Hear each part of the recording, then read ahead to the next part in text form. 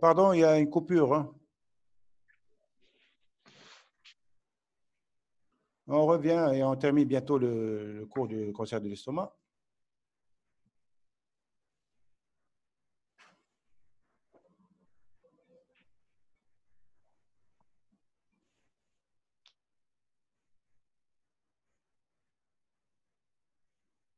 Bon, il y a des coupures et ça perturbe un peu. C'est une donc, connexion instable. Je reviens un peu vers l'arrière précédent.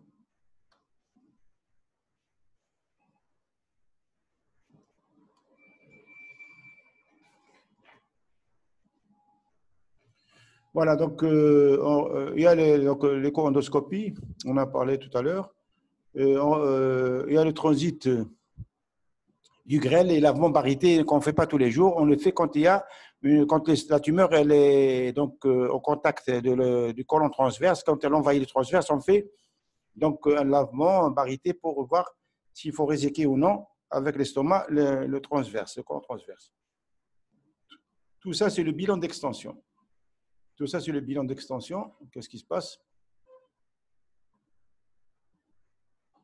Il n'y a pas d'image? Ah, il n'y a pas d'image. J'arrive plus à suivre. Hein. C'est bon, l'image est revenue? C'est bon, on continue, d'accord. Parce qu'on va terminer ce cours pour aller faire le deuxième. Voilà, merci. J'ai compris. Bon, on passe donc à la suivante. La connexion est instable, on fait avec les moyens de bord. La classification TNM de 2010 est très importante. Qu'est-ce que ça veut dire, cette classification? Retenez bien cette classification, on ne va pas trop vous embrouiller, mais retenez les bases élémentaires. Cette classification, elle est importante. Mon Dieu. Pourquoi elle est importante? Je reviens. Il y a un problème technique un peu, donc on revient précédent. Voilà. Cette classification, elle tient compte de trois éléments. Le T, c'est la tumeur, c'est la taille de la tumeur et l'envahissement par la tumeur. Le T, c'est la tumeur. Le N, c'est le nodule. En anglais, ça veut dire adénopathie. Le M, c'est la métastase. Donc, le TX, c'est quand on écrit TX, vous avez dans un renseignement donc, sur un papier qui vient du bloc opératoire ou TX, ça veut dire on ne sait pas s'il y a des ganglions ou non. T0, il n'y a pas de ganglions. Il y a pas, donc, pardon, je parle de ganglions, je suis perdu un peu. Je reviens. TX, ça veut dire le prélèvement au niveau de l'étude anapathe est insuffisant. On n'a pas trouvé la tumeur. Le T0, pas de signe de tumeur primitive. Alors que le TIS, c'est in situ. C'est la tumeur in situ. Ça veut dire que c'est une tumeur qui est de très petite taille, qui est superficielle, qui n'a pas encore dépassé la muqueuse et qu'on peut enlever facilement. Donc, qui n'a pas dépassé la lamina propria. Ou bien, comme j'ai dit au début du cours, c'est une dysplasie de haut grade qu'on peut considérer comme risque majeur de cancer. Donc, on peut le considérer comme cancer. Ce n'est pas un cancer, mais c'est presque un cancer. Dysplasie haut grade. Il y a le T1A. C'est une tumeur envahissant la lamina propria. Ça, c'est l'envahissement dans la paroi de l'estomac. On commence par la muqueuse et on descend. Le T1B, c'est l'envahissement de la sous-muqueuse. On atteint la sous-muqueuse. Le T2, c'est une tumeur envahissant la musculeuse. Ça veut dire donc c'est un peu plus profond. Le T3, c'est un envahissement de la séreuse. Séreuse, c'est le péritoine. Et enfin, la T4, c'est l'envahissement des organes de voisinage.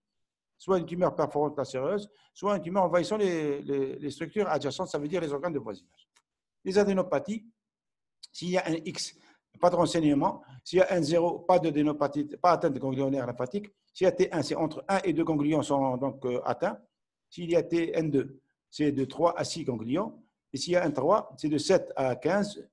Quand c'est le N3A ou le N3B, c'est le 16. Ça, c'était la classification internationale donc, de 2010. C'est la TNM. C'est une classification anapathe. Et enfin, le M0, pas de métastase. M1, il y a une métastase à distance. C'est un peu la même chose qui se répète ici, et ce n'est pas la peine de vous embrouiller avec ces classifications un peu barbantes. Donc maintenant, on passe rapidement le traitement. Il faut comprendre les éléments de base. Je n'ai pas voulu, donc, en tant que chirurgien, détailler les traitements, les techniques, parce qu'il faut d'abord comprendre les bases élémentaires, comment poser un diagnostic, comment comprendre un peu le cancer gastrique et tout ça. Il y a des questions, donc je vois, c'est bon, c'est bon. Et pour la classification, il faut comprendre les bases. Moi, je ne vais pas vous poser des questions sur la classification, mais pour vous, il faut comprendre qu'est-ce que ça veut dire qu'un T, qu'est-ce que ça veut dire qu'un N et qu'est-ce que ça veut dire qu'un M.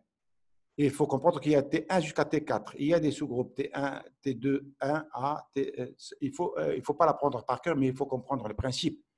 Parce que c'est à partir de cette classification qu'on instaure ou non la chimiothérapie. On ne vous demande pas d'être spécialiste. Pour la classification, il faut la comprendre, il faut comprendre les bases de cette classification. On ne vous demande pas de l'apprendre par cœur. Ce n'est pas à votre niveau, c'est le niveau de Résidena ou autre. Maintenant, il ne faut pas être nul aussi. Il faut pas, quand on vous pose une question, qu'est-ce que c'est que TNM, vous ne connaissez pas ce que ça veut dire TNM. Ça, c'est important. Et donc, on va passer au traitement. Et on commence, donc, pour tout traitement, il y a une préparation. Le malade est amaigri, est affaibli, on dysfonctionne le métabolisme, il est en hypoalbuminie, hypotidémie. On va faire une antibiothérapie pour corriger les tares. Le diabète, c'est une hypertension, c'est une dépression. On ne pose pas de questions maintenant, s'il vous plaît. On est en train de perdre du temps. D'accord. Comme ça, vous m'entendez? Et ça va? Comme ça? Il y a une connexion de mauvaise qualité. Excusez-moi, je fais de mon mieux. Est-ce que vous m'entendez là? Est-ce que vous arrivez à m'entendre? Ok, d'accord. On continue parce qu'on est en train de perdre du temps. Merci. Donc, le traitement médical, c'est une antibiothérapie avec correction des tares et des troubles métaboliques nutritionnels. S'il y a une hypoalbuminémie, il faut la corriger. S'il y a une anémie, l'albumine est basse, il faut transfuser le malade. S'il y a une insuffisance rénale ou fonctionnelle, il faut la corriger, etc., etc., etc.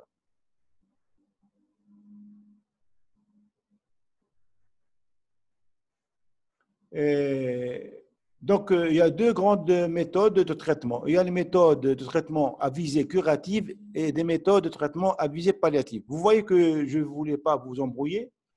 Je vous ai donné un peu les titres des interventions. Je n'ai même pas détaillé ces interventions parce que c'est un peu trop spécialisé et on laisse les choses venir au fur et à mesure.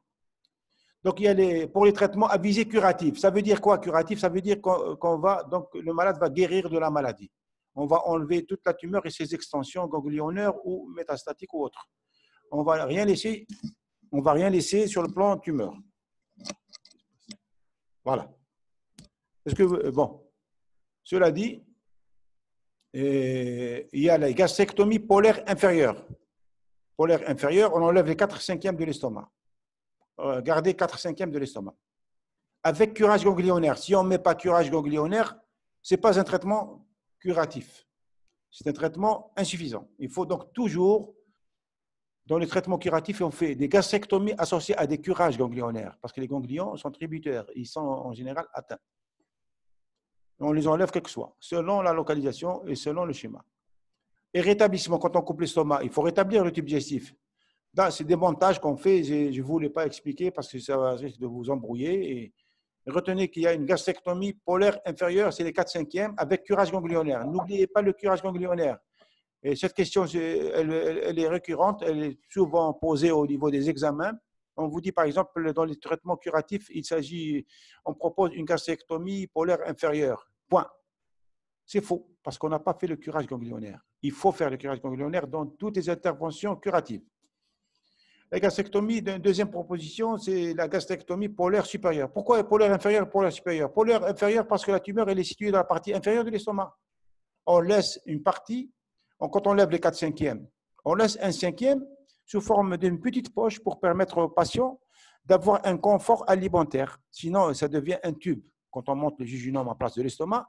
Et donc, le patient doit manger toutes les heures, toutes les 2 heures, parce qu'il n'a pas une poche pour collecter un peu les aliments. On lui laisse un petit confort, une petite poche gastrique de 1/5. Et la tumeur, quand on fait le polaire inférieur, la tumeur est située au niveau de l'antre, elle est basse située. Quand on fait la polaire supérieure, la tumeur est située dans la partie supérieure de l'estomac. il y a toujours curage ganglionnaire et rétablissement de la continuité digestive. Ça, c'est les montages digestifs. On monte le jejunum.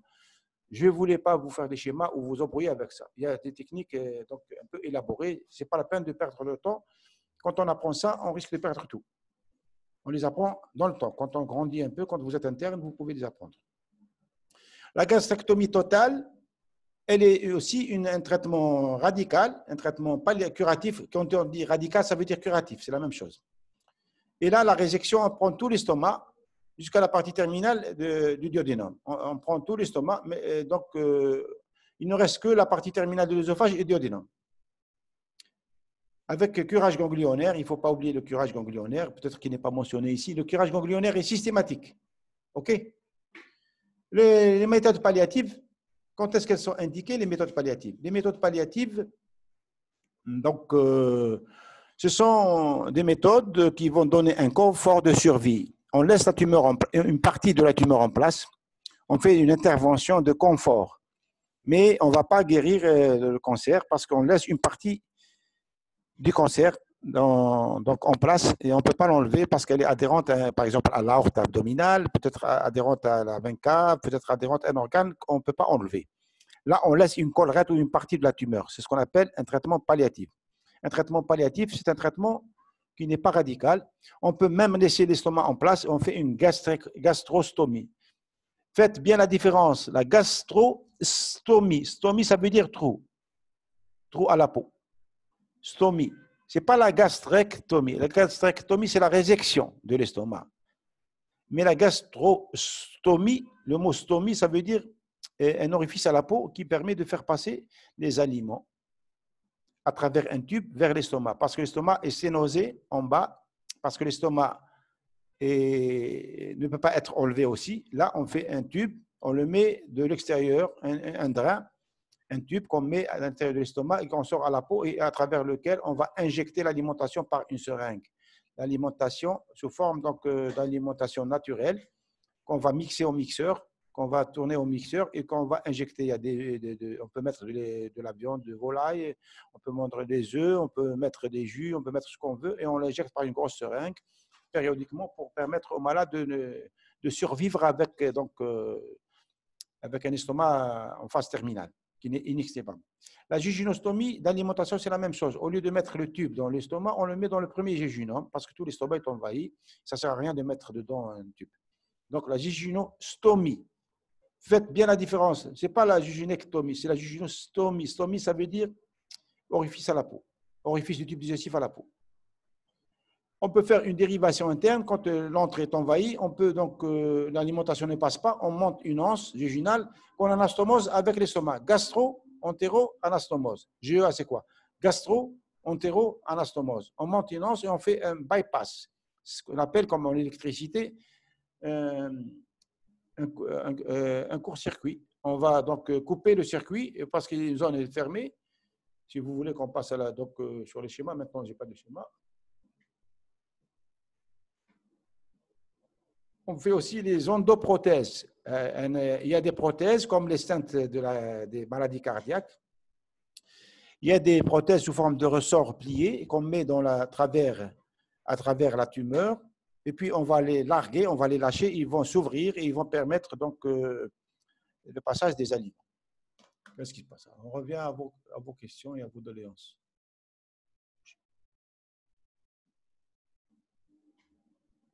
Les questions, on va les voir après. Attendez, patientez un peu. Très bien. GEA, ça veut dire, donc, bon, je suis en train de répondre un peu à vos questions pour ne pas perdre de temps. Pour Sheima, qu'est-ce que c'est que la GEA? Gastro-entéro-anastomose.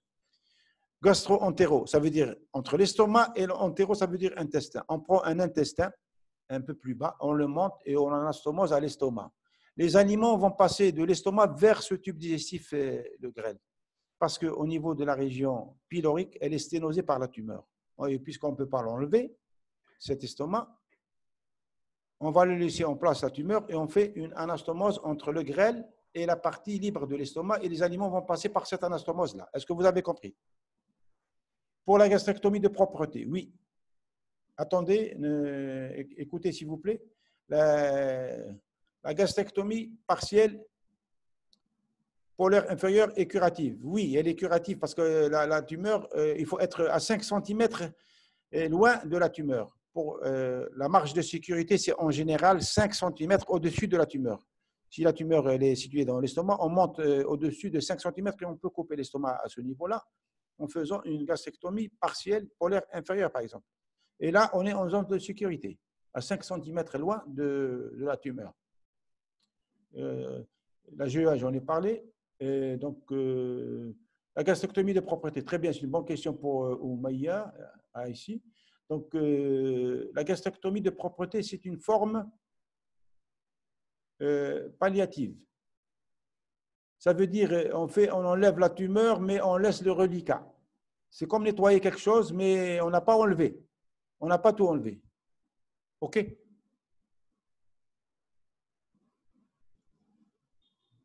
Qu'est-ce qui se passe? Attendez, le temps va t'épuiser. On a mis beaucoup de temps. Hein? D'autres questions? Est-ce que vous m'entendez là? Je reviens aux questions parce que, voilà, je reviens vite aux questions. Donc, je suis en train de lire les questions. À partir de quel stade de gastrectomie partielle on dit qu'on est curatif? Il n'y a pas de... à tous les stades. Maintenant, les stades, bon, je n'ai pas encore terminé le cours, tout à l'heure je vais le terminer. Les stades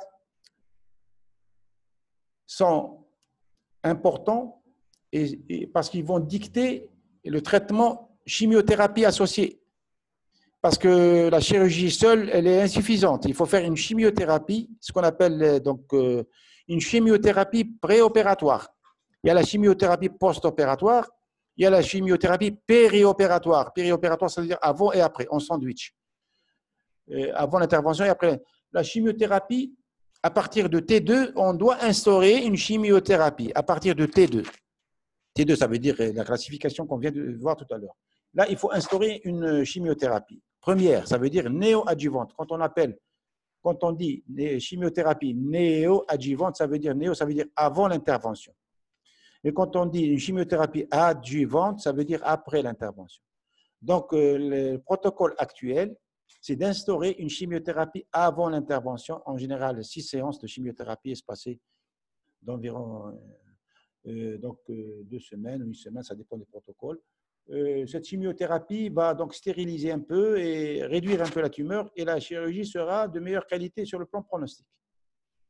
La classification, donc, M. Galaxy 7 prime, voilà, la chimiothérapie, elle est guidée et orientée par la classification, faire une chimiothérapie ou non. Pour le T1, en général, on ne fait pas. À partir de T2B, on fait la chimiothérapie néoadjuvante. C'est important. Voilà. On va voir ce qu'il y a comme question. On a terminé en général. Oui, d'accord. Les marqueurs tumoraux, ils ont un intérêt purement pronostic. Ils ne posent pas le diagnostic parce qu'ils ne sont pas spécifiques. Bien sûr, les marqueurs tumoraux, il faut connaître au moins 2 ou 3. Le CA19-9, l'ACE, l'antigène carcinome embryonnaire, et l'alpha-fetoprotéine. Il faut les connaître. Il ne faut pas connaître les chiffres. Il faut dire que c'est 2 fois la normale, 3 fois la normale, et c'est augmenté, c'est tout. Hein. Il ne faut pas prendre les chiffres. Chaque laboratoire a ses propres chiffres selon l'étalonnage de laboratoire. Donc, il faut connaître le minimum. On ne peut pas se passer comme ça. Endoprothèse, pas chirurgicale. L'endoprothèse se fait par voie endoscopique. Endoprothèse.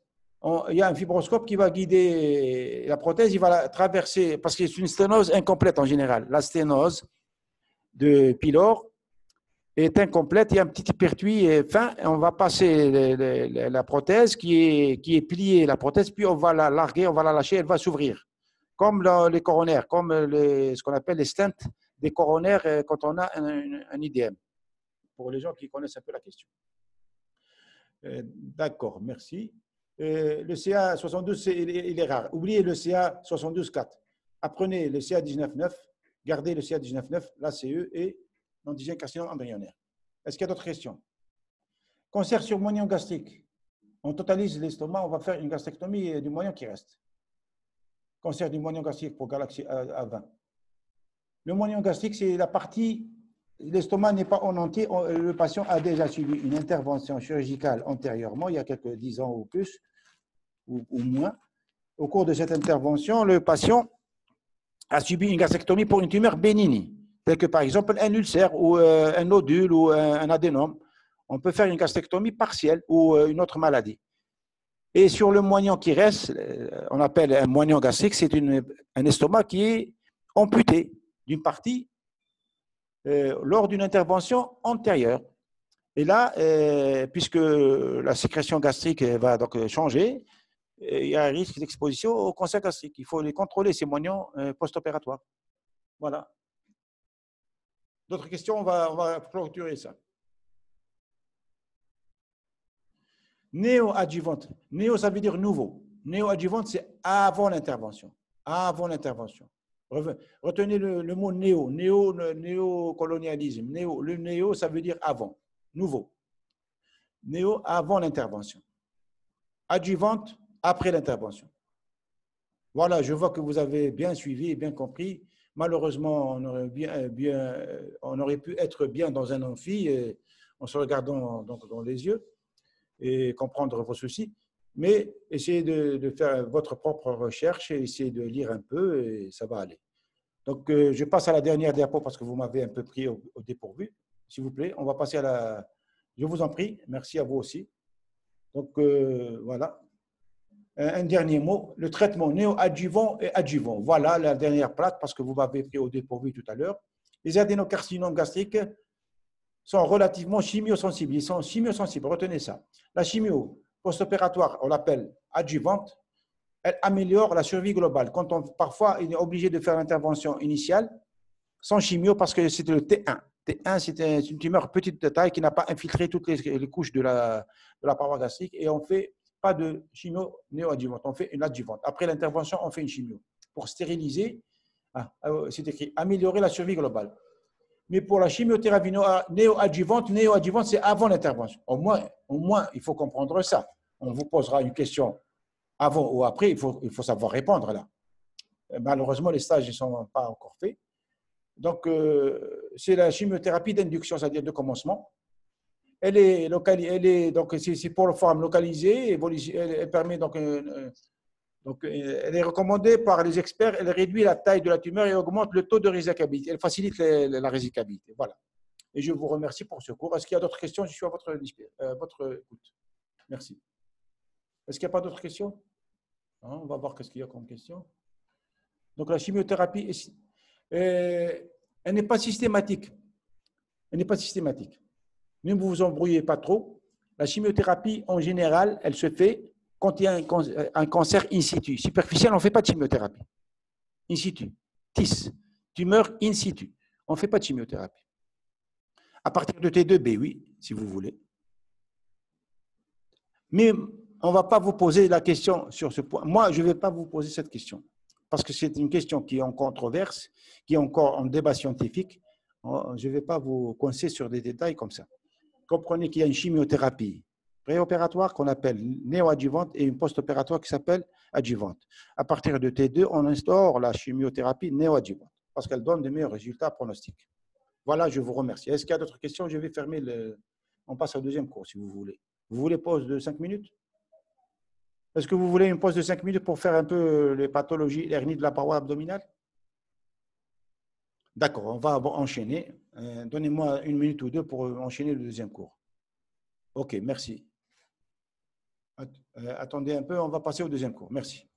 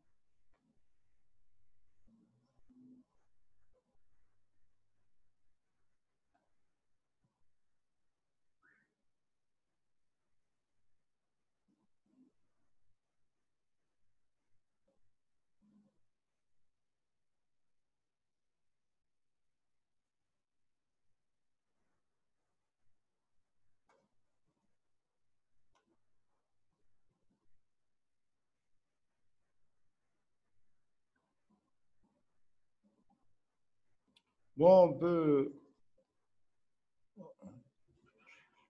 Oui.